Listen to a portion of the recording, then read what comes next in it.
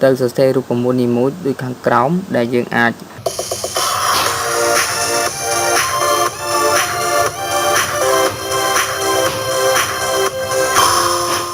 bạn xong group những số và cùng này đó nên một căn video mê điên thay và tiết ngày nay nhôm nâng miền mê điên thay mỗi map hàn chuông thì này đó này cứ tẹt tông nâng ca sắc giá là cam thi Excel và tiết cứ tẹt tông nâng ca pra rụp một chẳng đứa nhôm ban và hàn chuông này đó này chẳng nhôm xong bị thông tịnh máu này chẳng nơiក្នុងExcel គឺគេមានរូបមន្តដើម្បីធ្វើការកណនាបូក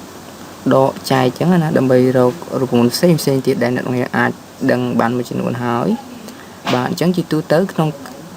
Excel ដើម្បីកណនាបានទី1យើងត្រូវដាក់ cell យើងត្រូវដាក់cell របស់យើងដូចខ្ញុំបានប្រាប់អ្នកនរគ្នាអញ្ចឹងនេះវា cell ហ្នឹង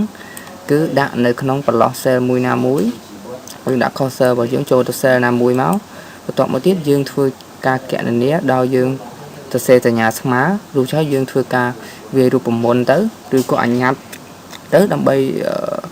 ធ្វើការកណនារកបាទនេះដូចជានេះកន្លែងនេះអញ្ចឹងកន្លែងហ្នឹងទី1អ្នកនឹងត្រូវសរសេរសញ្ញាបាទដូចកន្លែងនេះទី1ត្រូវសរសេរសញ្ញាស្មើបន្ទាប់មកទៀត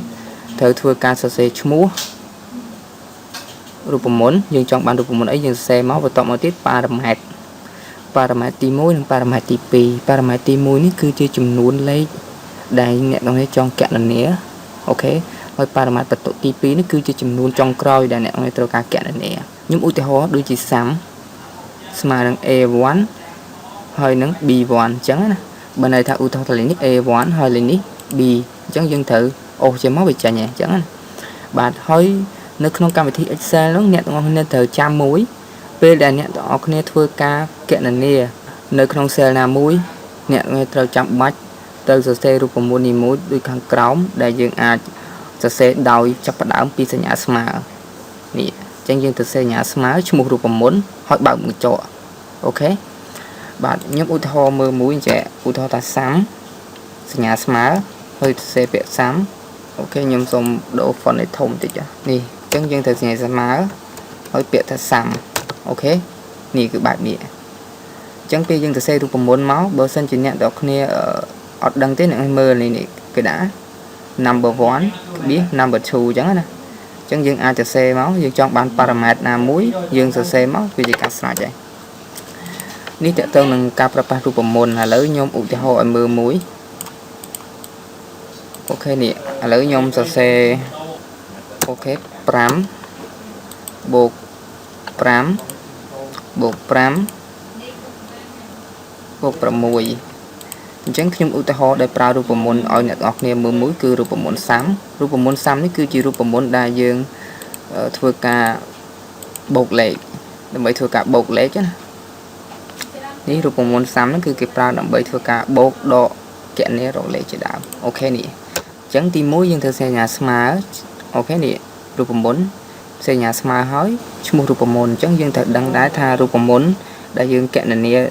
រកចម្លើយហ្នឹងដែលយើងប្រើរូបមន្តអីមិនខុសពីយើងធ្វើលំហាត់នៅក្នុងពេជ្រគណិតទេបើសិនជាអ្នកទាំងអស់គ្នាធ្វើការកណនាលំហាត់យើងត្រូវដឹងថាលំហាត់ហ្នឹងចូលទៅរូបមន្តណាមួយយើងប្រើរូបមន្តអីដើម្បីដើរទៅដល់ចម្លើយគោលដៅចុងក្រោយរបស់យើងណាយើងផ្សេងពាក្យថាសាំអូខេហើយយើងបើកកញ្ចក់ដូចអត់នេះបើកកញ្ចក់បន្ទាប់មកទៀតយើងធ្វើការអូសរហូតមកហើយយើងបិទកញ្ចក់អញ្ចឹងអ្នកទាំងអស់គ្នាមើល AC5 ពាក្យ AC5 ហ្នឹងគឺនឹងស្មើនឹងពាក្យថាប៉ារ៉ាម៉ែត្រទី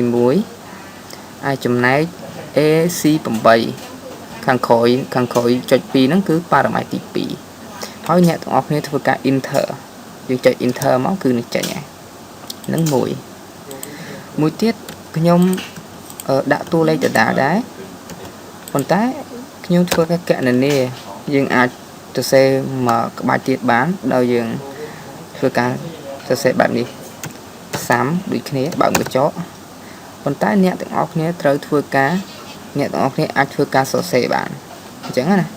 យើងអាចសរសេរមក AD